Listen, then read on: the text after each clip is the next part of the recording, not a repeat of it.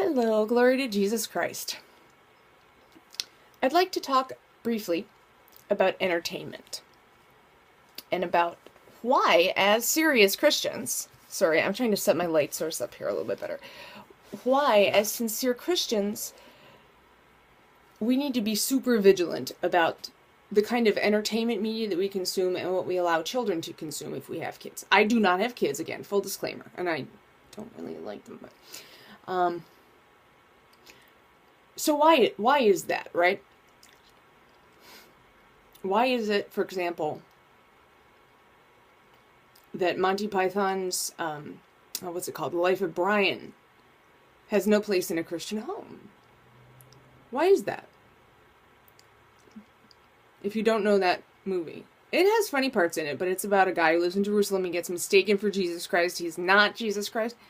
But the problem is, it really is kind of blasphemous because it's treating a holy subject as something that's, haha, funny. And someone very close to me really likes this movie, and, we've had some words about it because, his point was always, but it's not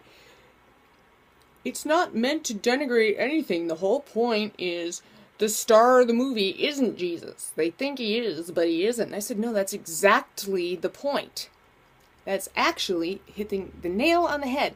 Because not only are they treating the whole, the whole crucifixion and the events leading up to it as being a farce, but they're also implying that Jesus didn't die on the cross, that it was this guy Brian instead. Do you see how satanic that is?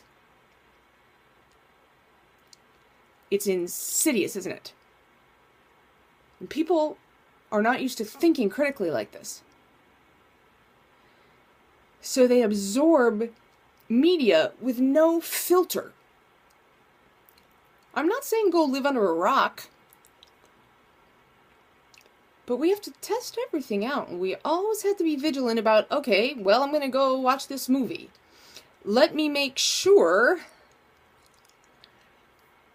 that I remember it's just a movie. Now, here's another thing. Irreverence aside, even. Think about kids, young kids. Let's say birth until age 10. Right? Before kids even learn how to walk and how to speak broken sentences, how do you teach your kids about right and wrong? How do you teach them about responsibility? How do you teach them don't talk to strangers? How do you teach them, oh Lord, I don't even know. Think of some basic moral principle of life. How do you teach them when they can't sit down and read a book? You tell them a fairy tale, right? Aesop's Fables. Brothers Grimm. By the way, did you know the real version of the Brothers Grimm Cinderella is really disgusting and graphic?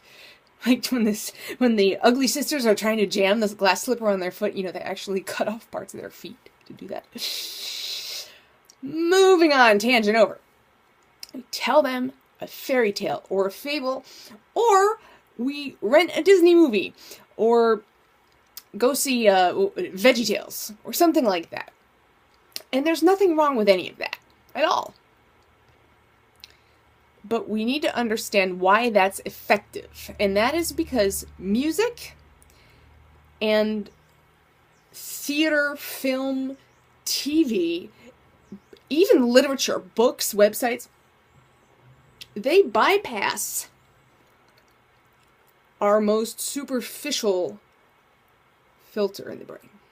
And they reach into a very deep place that we don't know that it's happening.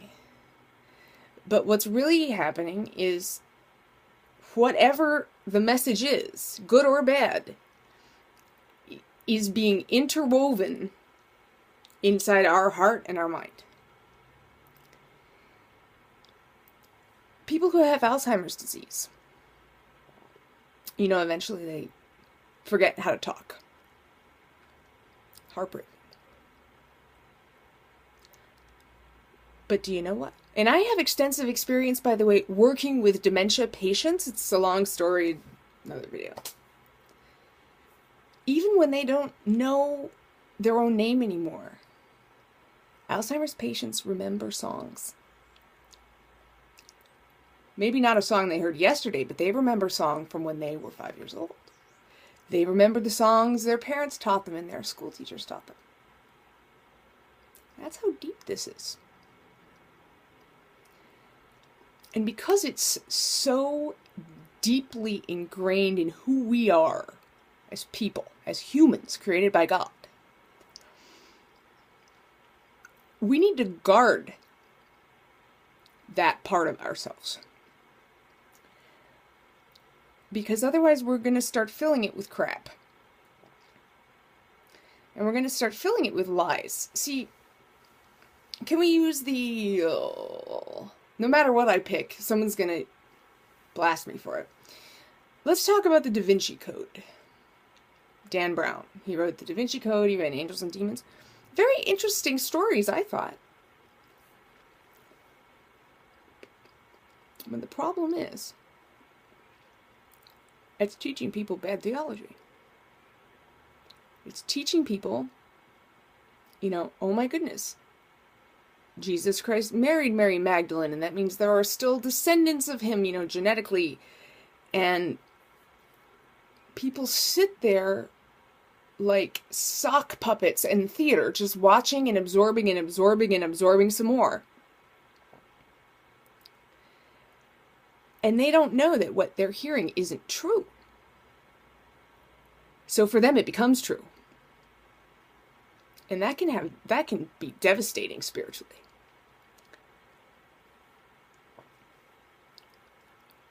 So we have to really be careful about picking things up in that way. Film, television, theater, books. What else? What am I missing? Musicals. Songs. That's the word. Songs. Because without a vigilant heart, we're going to learn a bunch of things that aren't true. And it's far harder to unlearn them than it is to be vigilant the first time. Can I give you an example of this? And this is actually a really horrifying example. I collect Bibles, right? So I got out my Holman Christian Standard Bible. I bought it because it's in color. And I was reading the notes, the footnotes. And they're full of outright lies. There are footnotes in this Bible that are saying things like the Virgin Mary had a lot of other children after Christ. They are saying, they go as far as to call the Eucharist just a remembrance. And it's throughout this whole Bible. Wrong, false, wrong, unclear, wrong. Now, if you buy a Bible, wouldn't you like to think that it's an authoritative document? Wouldn't you like to think that you can buy a Bible and trust that the notes are not going to lead you astray? Of course you would like to. But you can't, because there's junk everywhere. Everywhere. That's why we can't believe everything we read, particularly about the Lord. Just because one Bible scholar says something does not make them right. And the problem is, if they say what we want to hear, it's really easy to forget that. Just like it's really easy to forget if you go to a church and they are preaching that certain behaviors are not sins at all.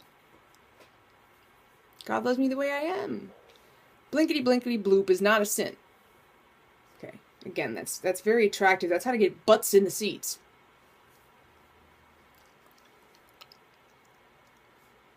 Think of this, friends.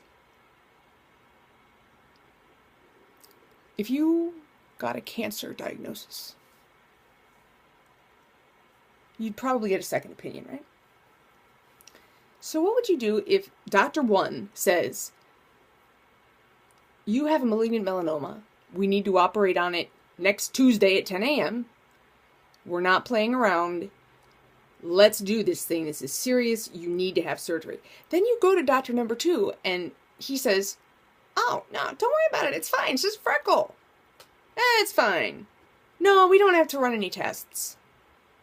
You're cool. Thanks for coming in today. Give me my copay. Unless you're a blithering moron, you'd probably go, well, I certainly hope he's right, but I guess it's time for opinion number 3. I gotta make sure that he's right. Because I know that if he isn't, and if I believe what he's telling me, I will die.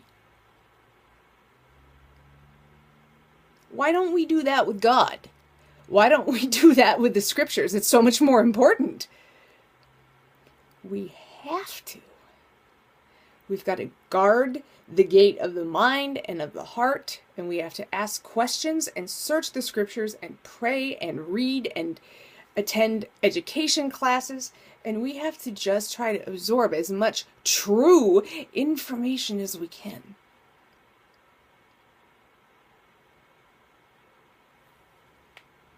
And in the next segment, I'm going to tell you why that is. So I'll be right back.